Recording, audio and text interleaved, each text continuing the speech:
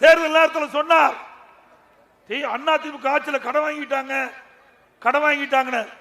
Corona காலங்க கடுமையான நிதிநிலை, ஒரு ஆண்டு வருமானம் இல்ல.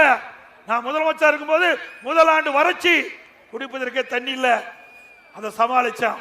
அடுத்தது டெல்டா மாவட்டத்தில் புயல், கஜா புயல், அத்தனையும் நாசமாயிட்டு மின்கம்பம் சாந்தி போச்சு, டிரான்ஸ்பார்மர் இல்ல, துணை மின் நிலையம் இல்ல, விவசாய பயிர்கள் அழிஞ்சு போச்சு, நிவாரணம் கொடுத்தேன்.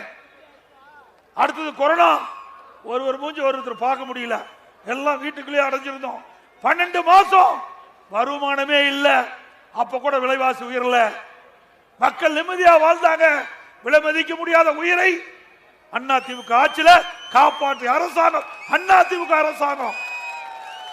இன்னைக்கு அமெரிக்காவில் கூட கொரோனா வந்த காலத்துல லட்சக்கணக்கான பேர் இருந்தாங்க.